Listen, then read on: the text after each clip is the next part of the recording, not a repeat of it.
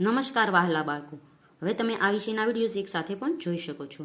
તેના માટે વિડીયો નીચે મારી ચેનલનું નામ છે, તો ચેનલમાં જઈ પ્લેલિસ્ટમાં જશો તો આ વિષયના વિડીયોઝ એક સાથે જોઈ શકશો. તો વિદ્યાર્થીઓ, ગયા વિડીયોમાં આપણે શીખતા હતા કલ્લોલ ગુજરાતી ધોરણ 2નો પાઠ નંબર 8 સોય સંચો ને સાબુ. આજના વિડીયોમાં આપણે એ પાઠ પૂર્ણ કરીશું. તો ગયા વિડીયોમાં આપણે મીના છે તે પપ્પા સાથે ગેરેજ પર જાય છે તથા ઈનાને ફ્રૂટ સલાડ ખાવું છે તો એ શું કરે છે. હવે આપણે અહીં આગળ સ્વાધ્યાય છે તે જોઈએ.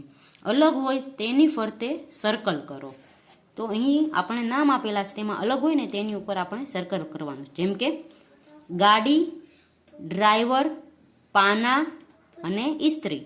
તો ગાડી છે એમાં ડ્રાઈવર હોય ને ગાડીમાં પાનાય હોય, એટલે ઇસ્ત્રી છે તે અલગ પડે છે. તો તેની ઉપર આપણે સર્કલ કરીશું. પછી છે સંચો, લેલું, તગારું, ઓળંબો. તો અહીં લેલું, તગારું, ઓળંબો એ ચાલે, આ સંચો છે તે અલગ પડે છે. પછી છે દાડમ, ફ્રૂટ સલાડ, ચીકુ અને કેળા. તો દાડમ, ચીકુ, કેળા એ ફળના નામ છે, ફ્રૂટ સલાડ એ અલગ પડે છે. પછી છે ગેરેજવાલા, બકાલું, લુહાર અને કડિયો. તો લુહાર અને કડિયો તથા ગેરેજવાલા એ કારીગર છે, પણ બકાલું છે એટલે એ શાકભાજી છે, તો એ અલગ પડે છે, એટલે તેના ઉપર રાઉન્ડ કરશું. પછી આગળ છે ક્રમ, શું પડ્યું અને કોણ વાપરે. તો પહેલામાં છે લેલું, તો લેલું છે તે કડિયો વાપરે છે મકાન ચણતી વખતે.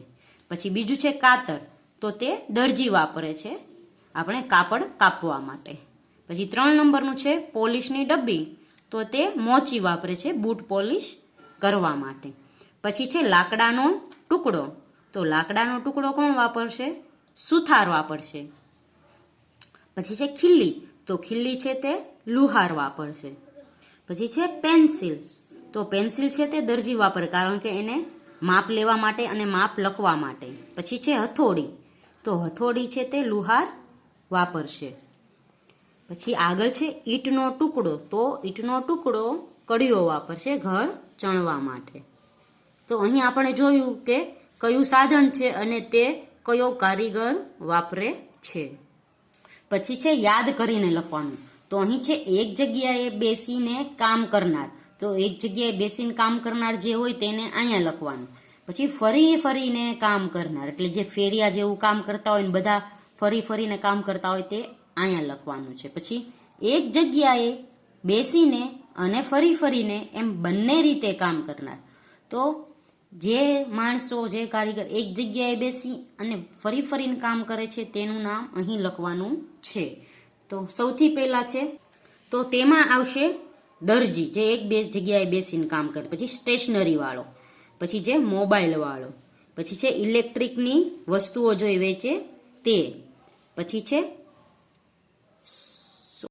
પછી સોની છે લુહાર છે જે એક જગ્યાએ બેસીને કામ કરે. પછી છે સુથાર, તે પણ એક જગ્યાએ કામ કરે. પછી સ્ટોલ, જે દુકાન હોય અલગ અલગ દુકાનવાળા તે. પછી વડાપાવ વાળો, પછી છે ફૂલ વાળો. આગળ છે થિયેટર, થિયેટરમાં જે કામ કરે તે. પછી છે ફરી ફરીને કામ કરનાર, તો ફરી ફરીને કામ કરનાર છે સફાઈ કામદાર. પછી છે નારિયેળ વાળો, પછી ભંગાર વાળો, પછી જે કાતર સજાવી આપે છે, આપણે કાતરની ધાર આપી દે છે તે, ધાર તેજ કરે છે આપણી તે.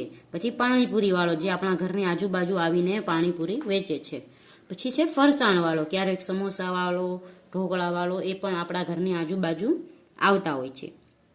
પછી છે કટલેરી વાળો, તો કટલેરી વાળો પણ આપણા ઘરની આજુબાજુ આવતા હોય તે છે. અને પછી છે શાકભાજી વાળો છે, તે પણ આપણા ઘરે ફરી ફરીને શાકભાજી વેચે છે તે.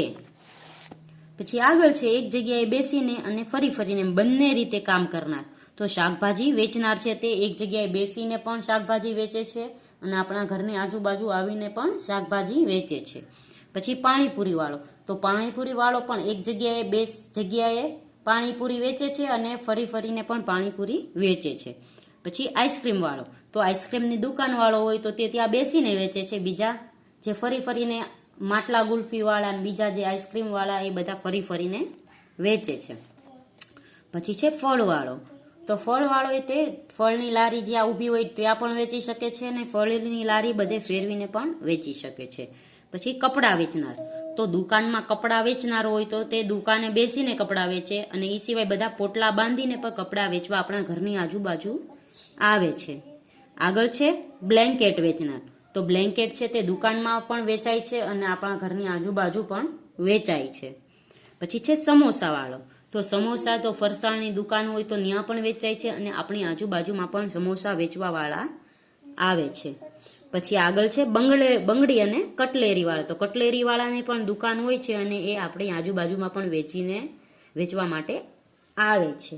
પછી છે નાસ્તા વેચનાર, તો કોઈ પણ પ્રકારનો નાસ્તો છે તે ફરસાણની દુકાને પણ મળે અને આપણી ઘરની આજુબાજુ પણ મળે છે. પછી છે પ્લાસ્ટિકની વસ્તુઓ, તો પ્લાસ્ટિકની વસ્તુઓ તે દુકાનમાં પણ મળે છે અને આપણા ઘરની આજુબાજુ પણ પ્લાસ્ટિકની વસ્તુઓ વેચવાવાળા આવે છે. પછી છે ફરસાણવાળો, તો ફરસાણવાળો પણ ત્યાં દુકાને બેસીને વેચી શકે છે અને ઘરે ઘરે પણ વેચવા આવી શકે છે. તો બાળકો, અહીં છે પાઠ નંબર 8 પૂર્ણ થાય છે. આવતા વિડીયોમાં આપણે પાઠ નંબર 9 શીખીશું. આપણે સૌ તોફાન. ત્યાં સુધી ગુડ બાય, ટેક કેર.